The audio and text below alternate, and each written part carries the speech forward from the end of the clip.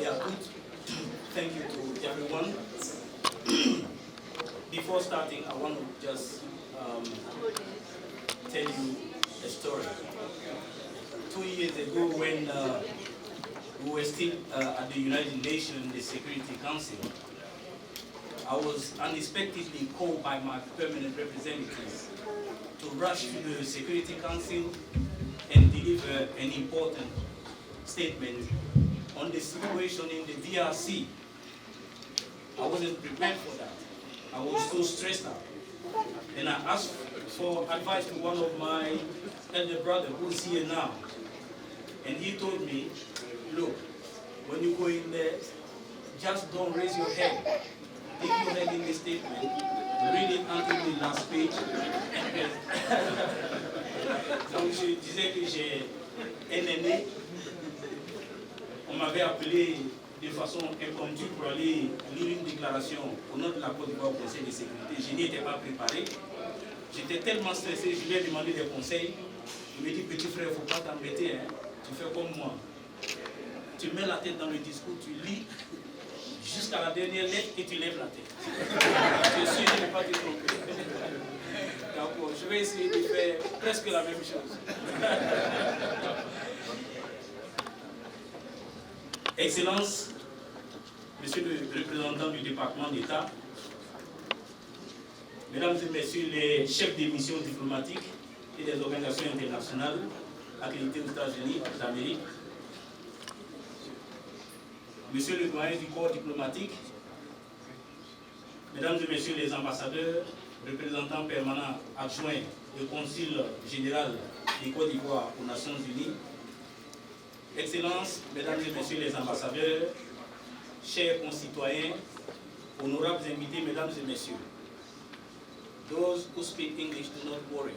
I'm going to skip from French to English so that I make myself understood. Permettez-moi d'entrer le propos, de vous adresser au nom du président de la République, Son Excellence M. Alassane Ouattara, du gouvernement et du peuple ivoirien, ainsi qu'à mon nom propre, mes très vifs et chaleureux remerciements d'avoir bien voulu prendre de votre temps pour partager avec nous ce moment de grande convivialité qui commémore le 62e anniversaire de l'indépendance de la République de Côte d'Ivoire. Votre présence distinguée nous honore à plus d'un titre et confère un éclat particulier à cette cérémonie, car elle traduit l'estime et le grand intérêt que vous portez à la Côte d'Ivoire. Mesdames et Messieurs, honorables invités, au cours de la décennie écoulée, la Côte d'Ivoire a engagé sous le leadership éclairé du président Alassane Ouattara des réformes audacieuses qui lui ont permis de renouer avec la paix, la sécurité et la stabilité, de restaurer la confiance des investisseurs et de nos partenaires bilatéraux ou multilatéraux, autant qu'en l'espace d'une décennie, la Côte d'Ivoire s'est inscrite résolument dans une trajectoire vertueuse de développement économique et social unanimement reconnue.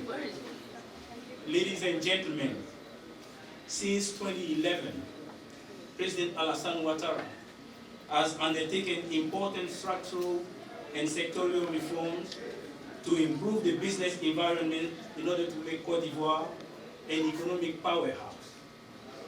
A total of 85 reforms have so far enabled Côte d'Ivoire to become one of the most dynamic economies on the African continent, with an average growth rate of 8% from 2012 to 2019. Ladies and gentlemen, Côte d'Ivoire's ambition for the future is simple, is clear, is strong.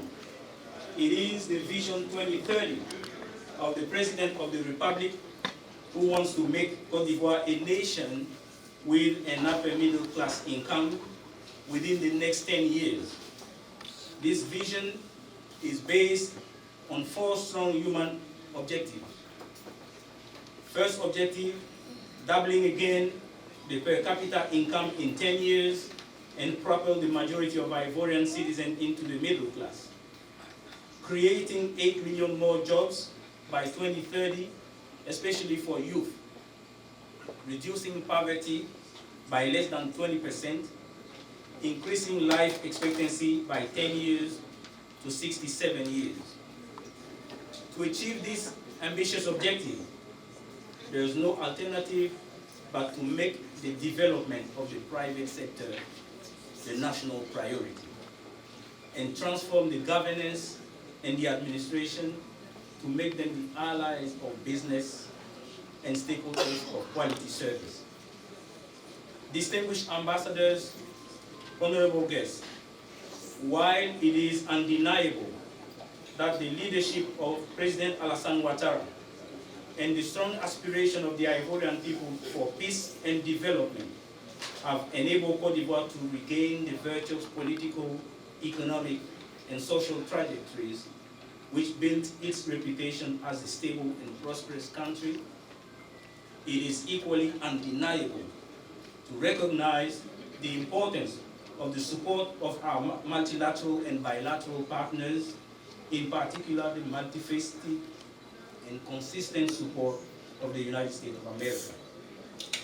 In this regard, I would like to commend the US for the AGOA and the signing of the Millennium Challenge Accord in August 2019, providing more than $500 million compact to Côte d'Ivoire in order to facilitate cost-effective movement of people, goods, and services in and around the port of Abidjan, developing human capital through improved secondary education and vocational training, particularly for Ivorian women and girls. Mesdames et messieurs les ambassadeurs, honorables invités, la Côte d'Ivoire est et restera fidèle à sa longue tradition de dialogue et de paix. Le président Alassane Ouattara, adepte de l'oufouettisme, l'a une fois de plus démontré en recevant ses illustres prédécesseurs, que dis-je, ses frères, leurs excellences Henri Konan Bédié et Laurent Gbagbo, le 14 juillet 2022. À l'issue de leur rencontre, nos trois principaux leaders ont réaffirmé leur détermination à œuvrer au renforcement de la paix et de la cohésion sociale en Côte d'Ivoire. Comme il l'est de tradition, au cours de son adresse à l'occasion de la célébration de la fête nationale, le président de la République, Alassane Ouattara, a annoncé de nombreuses mesures à caractère politique, économique et social visant un meilleur partage des flux de la croissance et le renforcement de la paix et de la stabilité. Il en est ainsi, en toute mesure, des révalorisations salariales des fonctionnaires et des pensions des retraités, de la grâce présidentielle accordée à l'ancien président Laurent Gbagbo, de la libération conditionnelle du vice-amiral Faba Fossigno et du commandant Jean-Noël Abeni, et de la grâce accordée à environ 3000 de nos concitoyens condamnés pour des infractions mineures. Chers frères et sœurs ivoiriens vivant aux États-Unis, je voudrais saisir l'heureuse opportunité qui m'est offerte pour exhorter une fois de plus la communauté ivoirienne vivant aux États-Unis d'Amérique à s'inspirer de cet exemple donné par nos leaders pour œuvrer davantage à la réconciliation nationale et à la cohésion entre tous les fils et filles de la Côte d'Ivoire. Dans son adresse à la nation du 6 août 2022, le président de la République nous exhorte, au regard de notre histoire récente, à bâtir ensemble une Côte d'Ivoire plus solidaire. Pour cela, nous devons partager des valeurs et un idéal de société, des valeurs d'union, de discipline, de travail, de fraternité, de tolérance et de respect des différences. Le respect dû à chaque citoyen, le respect dû à l'État et à ses représentants et le respect des deniers et des biens publics. Je voudrais donc vous inviter chacune et chacun à vous réapproprier ces valeurs afin de bâtir ensemble une Côte d'Ivoire meilleure, une Côte d'Ivoire solidaire. Excellences, Monsieur le représentant du département d'État, Mesdames et Messieurs les ambassadeurs et chefs de mission et les organisations internationales accréditées aux États-Unis d'Amérique, Messieurs les ambassadeurs, Messieurs les consuls honoraires, chers concitoyens, honorables invités, Mesdames et Messieurs, la Côte d'Ivoire est un pays de dialogue et de paix. Dans la dynamique de consolidation de la paix et de la stabilité chèrement acquise. Le président Alassane Ouattara et son gouvernement entendent maintenir le cap de la construction d'une Côte d'Ivoire prospère et solidaire.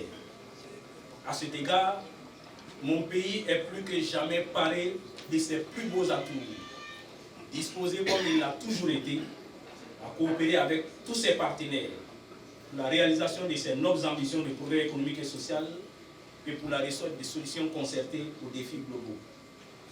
Ladies and gentlemen, Côte d'Ivoire is a country of dialogue and peace.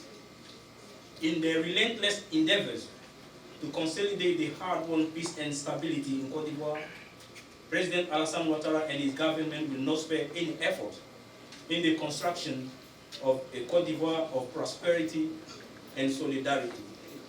My country is more than ever in its new finery, ready as it has always been to cooperate with its partners to achieve its noble ambition of economic and social progress and for multilateral solutions to global challenges.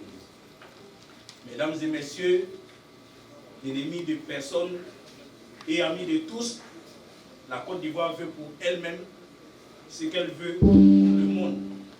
La Côte d'Ivoire veut la paix, la stabilité et la prospérité. Côte d'Ivoire is no one's enemy, but everyone's friend.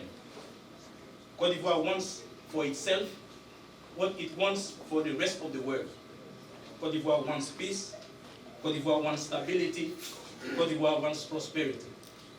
C'est sur cette invitation à la paix et à l'amitié entre la Côte d'Ivoire et tous les peuples du monde que je voudrais clore mon propos.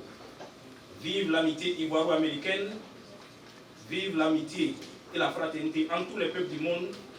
Dieu bénisse la Côte d'Ivoire. Je vous remercie.